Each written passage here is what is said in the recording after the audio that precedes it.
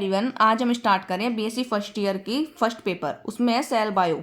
Cell क्या होती है? बॉडी की स्ट्रक्चर एंड फंक्शन यूनिट होती है। सेल को डिस्कवर किसने किया था? रॉबर्ट हुक ने, वो भी डेड सेल में। लिव सेल में किसने किया था? एंटनी वॉन लीवनहॉक ने। उसने 1674 में इसकी डिस्कवरी की थी। लिव सेल में एंटनी वॉन लीवनहॉक ने। एंटनी वॉन लीवनहॉक ने माइक्रोस्कोप को भी डिस्कवर किया था। इन्होंने नॉर्मल दो टाइप की सेल को बताया, plant cell and animal cell. Plant cell और एनिमल सेल में डिफरेंस इन्होंने plant cell and animal cell में इन्होंने डिफरेंस बताया। प्लांट सेल के अंदर ये है प्लांट सेल, इसकी जो बाहर वाली लेयर होती है इसको बोलते हैं हम सेल वॉल, और जो अंदर वाली लेयर होती है इसको बोलते हैं सेल मेम्ब्रेन। अब ये जो बीच वाला पार्ट होता है, ये जो सेंटर में, इसको बोलते हैं हम न्यूक्लियस। और न्यूक्लियस से एक सेल ऑर्गेनल्स होता है जो कि एंडोप्लाज्मिक रेटिकुलम, यह इससे अटैच रहता है। बाकी के जो ऑर्गेनल्स होते हैं वो साइटोप्लाज्म में प्रेजेंट रहते हैं। यही एक ऑर्गेनल्स है जो न्यूक्लियस से अटैच होता है। इसके बाद यहाँ पे सेल के अंदर यहाँ पे होता है ये माइटोकॉन्ड्रिया, इसको बोलते हैं माइटोकॉन्ड्रिया। इसके बाद ये यहाँ पे होती है Golgi body,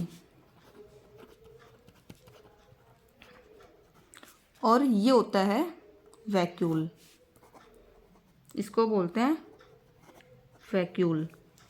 nucleus, Golgi body, mitochondria, endoplasmic reticulum, ये सब सेल में प्रेजेंट होते हैं। इसके बाद ये है अपनी प्लांट सेल। ये होती है प्लांट सेल। इसके बारे में डिस्कवर किया था एंटनी वॉन लीवनहॉक ने। इन दोनों में डिस्कवर किया प्लांट सेल, डिफरेंस बताया प्लांट सेल में एंड एनिमल सेल में। एनिमल सेल होती है ये ऐसी, इसके अंदर होता है बीच में nucleus.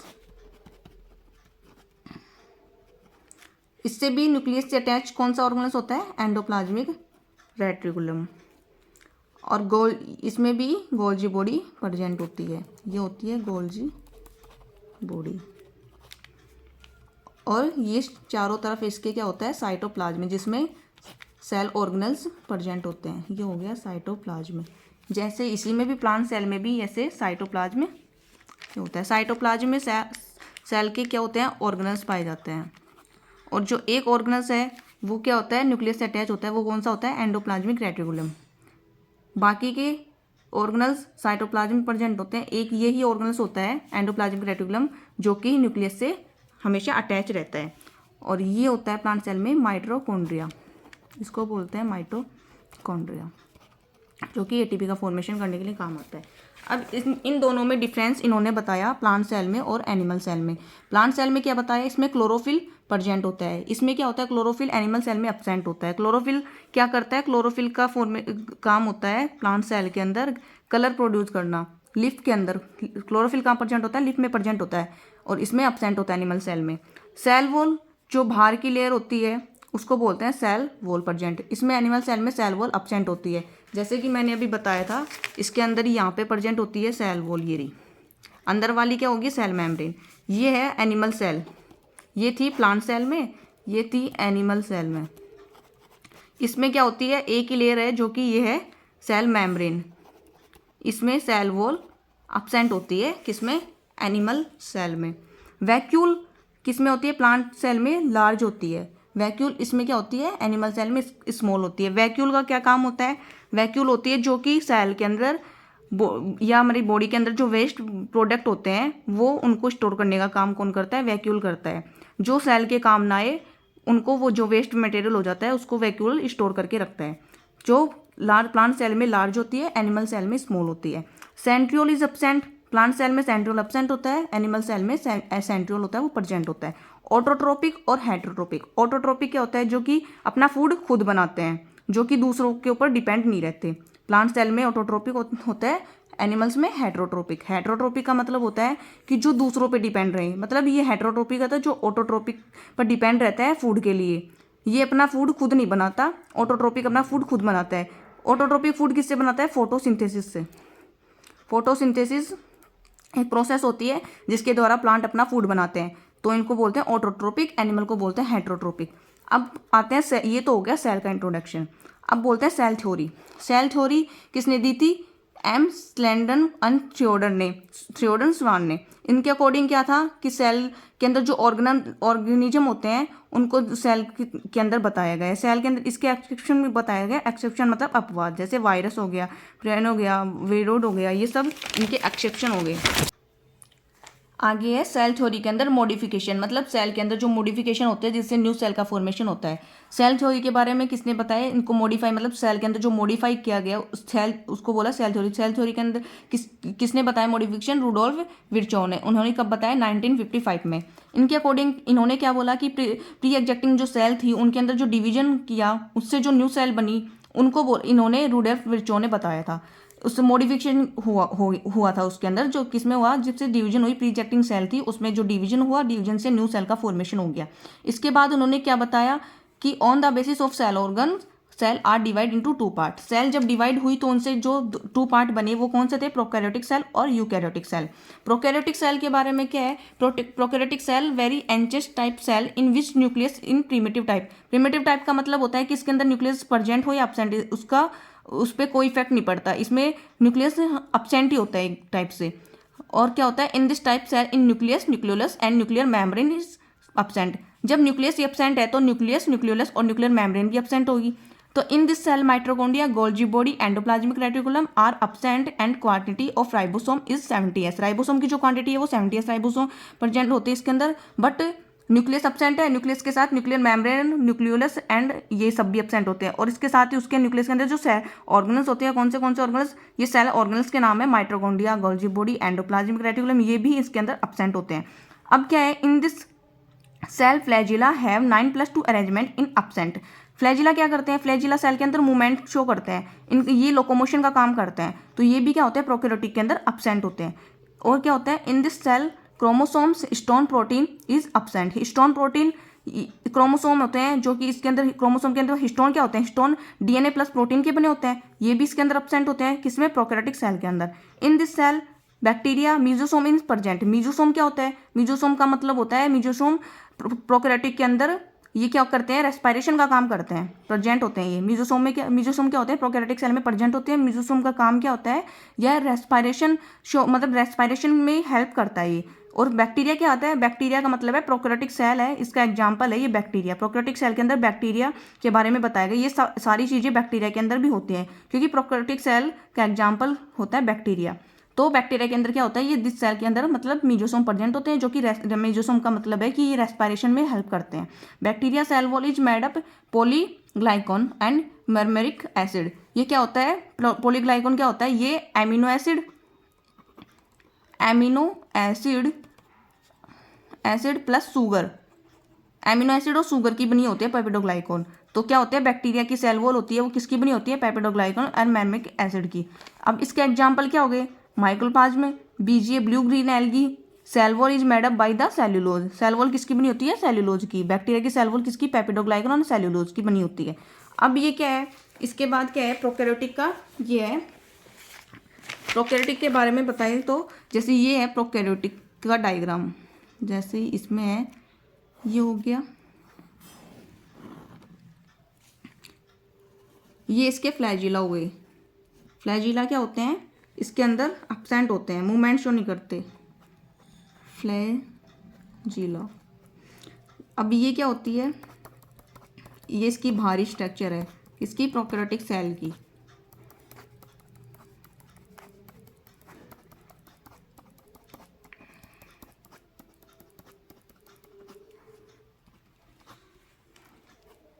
Ribosome 70s ribosome present होता है प्रोकैरियोटिक सेल के अंदर।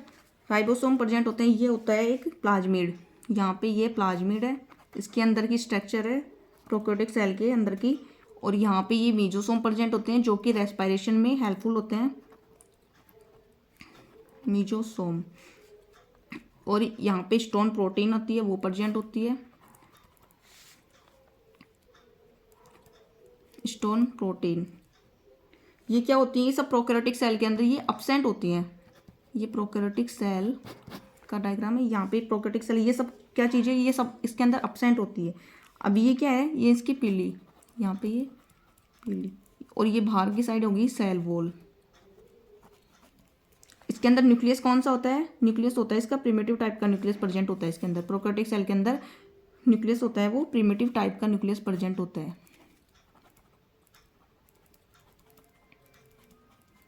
Primitive type nucleus, primitive type nucleus मतलब न्यूक्लियस अब्सेंट, एक तरह से न्यूक्लियस अब्सेंट ही होता है जिसकी वजह से में न्यूक्लियोलस, न्यूक्लियर मेम्ब्रेन ये सब अब्सेंट होती है। और माइटोकॉन्ड्रिया, गोल्जी बॉडी, एंडोप्लाज्मिक ये सब क्या होते हैं इसमें अब्सेंट होते हैं। ओनली प्रेजेंट क्या होता है, ओनली मेसोसोम प्रेजेंट होता है। और ये जो सेल वॉल होती है प्रोकैरियोटिक की या बैक्टीरिया की, क्योंकि बैक्टीरिया प्रोकैरियोटिक सेल का ही एग्जाम्पल है। तो प्रोकैरियोटिक प्रोकैरियोटिक सेल के अंदर जो बैक्टीरिया होता है उसकी जो सेल होती है वो पेप्टिडोग्लाइकन की बनी होती है। और इसके एग्जाम्पल में माइक्रोप्लाज्म में ब्लू ग्रीन एल्गी आ गया, इसकी सेल वॉल क्या होती है, सेलुलोज की बनी होती है। पेप्टिडोग्लाइकन के अंदर क्या होता है, एमिनो एसिड होता है प्लस शुगर, ये दोनों चीज़ें से मिलकर क्या होती है, पेप्टिडोग्लाइकन बनी होती है। अब ये हो गया प्रोकैरियोटिक सेल का पहला पार्ट। प्रोकैरियोटिक सेल का मतलब ये दो टाइप के थे, ऊपर क्या होते ऑर्गन्स, सेल ऑर्गन कितने टाइप के थे, दो टाइप के, prokaryotic cell, eukaryotic cell. Prokaryotic cell का फर्स्ट पार्ट हो गया। अब यूकैरियोटिक सेल के बारे में, इन दिस सेल टाइप, इसके अंदर जो एब्सेंट थे ना, अब वही चीज़ें यूकैरियोटिक सेल के अंदर प्रेजेंट होंगी। अगर इसके अंदर डिफरेंस करके देखें तो यूकैरियोटिक सेल में क्या होगा, in this cell true type nucleus is present, इसमें न्यूक्लियस क्या होता है, प्रेजेंट होता है। इन यूकैरियोटिक सेल इज, अगर न्यूक्लियस प्रेजेंट है तो न्यूक्लियस के साथ nucleus, nuclear membrane and nucleolus ये सब क्या होंगे, इसमें प्रेजेंट होंगी। जबकि प्रोकैरियोटिक सेल में ये सब एब्सेंट था, क्यों इसलिए, या फिर ऐसे बोल सकते हैं प्रिमिटिव टाइप का था। अब क्या होगा, in this type of cell chromosome is connected to cytoplasm, जो साइटोप्लाज्म के अंदर जो ये क्लोरोसोम होता है ये साइटोप्लाज्म से अटैच होता है due to nuclear membrane. In this chromosome stone, chromosome की स्टोन क्रोमोसोम है उसके अंदर हिस्टोन प्रोटीन प्रेजेंट होते हैं। हिस्टोन प्रोटीन कितने टाइप के होते हैं, 5 टाइप के, H1, H2A, H2B, H3 and H4। अब आगे क्या होता है कि इसमें क्या होता है, H1 ये स्टोन प्रोटीन होते हैं, 5 टाइप के होते हैं, बट ये एक न्यूक्लियोसोम मॉडल होता है, वहाँ पे इन्वॉल्व होते हैं, इनका रोल क्या होता है, न्यूक्लियोसोम मॉडल के अंदर होता है। वहाँ पे ये क्या काम करते हैं, H2A, H2B, H3, H4 क्या होते हैं, ये टेट्रामर का फॉर्मेशन करते हैं न्यूक्लियोसोम मॉडल के अंदर। और H1 क्या करता है, ये कोर, मतलब कि ये जब चारों मिलते हैं H2, H2B, H3, H4, ये कोर स्टोन का फॉर्मेशन करते हैं। कोर स्टोन का, एक कोर स्टोन का ये मतलब एक कोर स्टोन, दूसरा कोर स्टोन, ऐसे करके एक चैन के फॉर्मेशन करते हैं। अब उस चैन को जोड़ने का, एक कोर स्टोन से दूसरे कोर स्टोन को जोड़ने का काम कौन करता है, H1 करता है, इसलिए इसको H1 लिंकर भी बोलते हैं। ये इनका रोल प्ले न्यूक्लियोसोम मॉडल में होता है, बट यहाँ पे इतना ही बताया गया है कि ये 5 टाइप के होते हैं, H1, H2A, H2B, H3, H4। अब क्या है, in this type of cell mitochondria, endoplasmic reticulum, Golgi body, ये सब क्या है, इसमें ये सब ऑर्गन्स के नाम है, सेल ऑर्गन्स के, जो कि कहाँ प्रेजेंट है, साइटोप्लाज्म के अंदर। ये क्या है, यूकैरियोटिक सेल के अंदर प्रेजेंट होते हैं। प्रोकैरियोटिक में क्या थे, ये एब्सेंट थे, और वहाँ पे न्यूक्लियस भी एब्सेंट था। तो न्यूक्लियस एब्सेंट था तो वहाँ पे क्या थे, न्यूक्लियस, मेम्ब्रेन, न्यूक्लियोलस ये सब क्या थे, एब्सेंट थे। और यूकैरियोटिक सेल में ये सब क्या है, प्रेजेंट है। अब क्या, यूकैरियोटिक सेल में स्टोन प्रोटीन कितने टाइप के होते हैं, 5 टाइप के। तो इसमें क्या होता है, क्या बताया मैंने, H2, H2B, H3 ये क्या होता है, इनका रोल प्ले, ये कहाँ रोल प्ले करते हैं, न्यूक्लियोसोम मॉडल। यहाँ पे तो सिर्फ इनके पार्ट के बारे में बताया गया है कि ये कितने टाइप के होते हैं, बट एक न्यूक्लियोसोम मॉडल होता है जो कि उसके अंदर ही इनका रोल प्ले करते हैं। ये सब क्या करते हैं, H2, H3, H2A, H2B, H3, H4 ये क्या करते हैं, कोर स्टोन का फॉर्मेशन करते हैं। अब एक कोर स्टोन को दूसरे कोर स्टोन से जोड़ने का काम कौन करता है, H1, इसलिए इसको क्या बोलते हैं, H1 लिंकर बोलते हैं।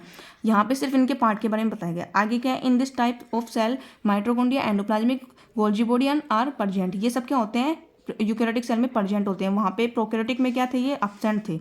यहाँ पे क्या, वहाँ पे क्या था, राइबोसोम 70S टाइप का था, यहाँ पे क्या है 80S टाइप का है। यहाँ पे क्या है, this is ribosome is made up the 2 unit. यहाँ पे राइबोसोम की कितनी यूनिट बनेगी, 2। जैसे 80S राइबोसोम है तो इसकी 2 यूनिट बनेगी, एक तो लार्ज बनेगी, एक स्मॉल बनेगी। लार्ज यूनिट में क्या होगा, 60S होगा, स्मॉल यूनिट में क्या होगा, 40S होगा।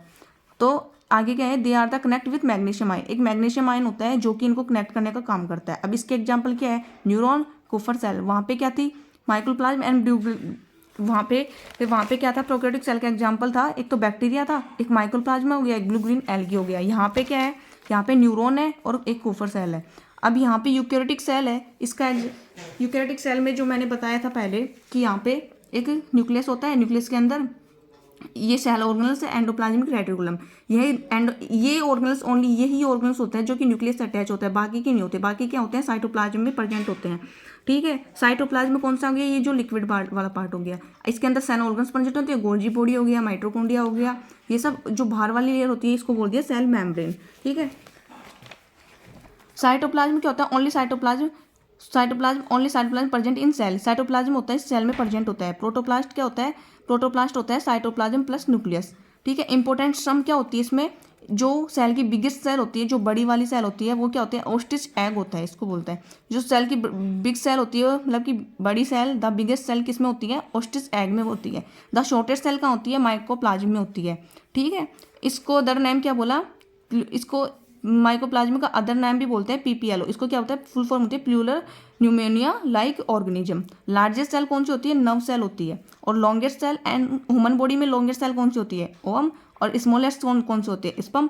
इसमें ह्यूमन बॉडी में जो लॉन्गेस्ट सेल होती है वो ओवम होती है, और ह्यूमन बॉडी के अंदर जो स्मॉलेस्ट सेल होती है वो स्पर्म होती है। ठीक है, अब आगे है पैसिव ट्रांसपोर्ट। पैसिव ट्रांसपोर्ट क्या होता है, when any ion substance form हर higher concentration to lower concentration. जैसे वाटर का मूवमेंट किधर से किधर होता है, वाटर हायर कंसंट्रेशन से लोअर कंसंट्रेशन में जाती है। जब कोई ज़्यादा चीज़ होती है तो वो कम की ओर ही तो जाएगी। जैसे पैसिव ट्रांसपोर्ट है, बट पैसिव ट्रांसपोर्ट में क्या होगा कि एटीपी का यूज नहीं होगा। क्यों, क्योंकि जब कोई ज़्यादा चीज़ होती है, ज़्यादा क्वांटिटी में होती है, तो वो लोअर की तरफ जाती है, तो उसको एटीपी की आवश्यकता नहीं होती। तो क्या होता है, एक होता है एक्टिव ट्रांसपोर्ट। एक्टिव ट्रांसपोर्ट में क्या होता है, यहाँ पे एटीपी का यूज होता है। क्यों, क्योंकि यहाँ से लो से हायर कंसंट्रेशन की तरफ जा रही है ना। अगर कोई लो क्वांटिटी से हायर की तरफ जाएगी तो उसको एटीपी की आवश्यकता होगी, क्योंकि उसमें जैसे पैसिव ट्रांसपोर्ट क्या है, जैसे किसी चढ़ाई से, मतलब अगर कोई चढ़ाई है, अगर अपन चढ़ाई से नीचे से अगर ऊपर जा रहे हैं तो उसमें अपन को एनर्जी लग रही है, उसमें एटीपी खर्च हो रही है, तो वो किसका एग्जाम्पल हो गया, एक्टिव ट्रांसपोर्ट का।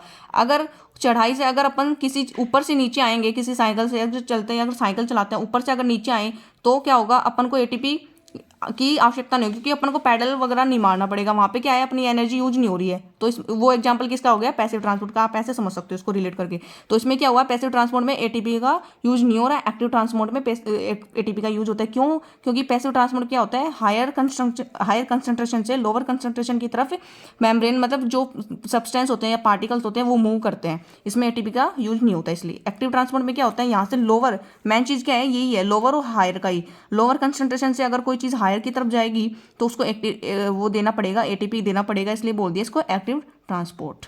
ठीक है, अब क्या है, प्लाज्मा मेम्ब्रेन क्या होती है, किसकी बनी होती है, लिपिड और प्रोटीन की। ठीक है, इसलिए इसको क्या बोलते हैं, सेमी प्रेमेबल मेम्ब्रेन। सेमी प्रेमेबल मेम्ब्रेन मतलब जो सब्सटेंस वगैरह होते हैं वो मेम्ब्रेन अपने अंदर आयनो या मटेरियल वगैरह जो भी होते हैं उनको अपने अंदर आने देती है, इसको बोलते हैं सेमी प्रेमेबल मेम्ब्रेन। प्लाज्मा क्या होती है, सेमी प्रेमेबल मेम्ब्रेन होती है, जो कि लिपिड एंड प्रोटीन की बनी होती है। ये था सेल बायो का कुछ टॉपिक। अब इसके आगे का जो टॉपिक है वो अपन नेक्स्ट वीडियो में करेंगे। आपको ये जो मैंने जितना पढ़ाया, आपको जितना समझ में आया उतना आप अगर इसको मैसेज वगैरह करके बता सकते हो। ठीक है, इसके आगे की वीडियो अपन नेक्स्ट वीडियो में करेंगे। एंड इस वीडियो को लाइक, शेयर एंड सब्सक्राइब करें। इसके आगे का पार्ट अपन नेक्स्ट वीडियो में करेंगे। एंड इसकी PDF आपको डिस्क्रिप्शन में जाके टेलीग्राम लिंक पे मिल जाएगी।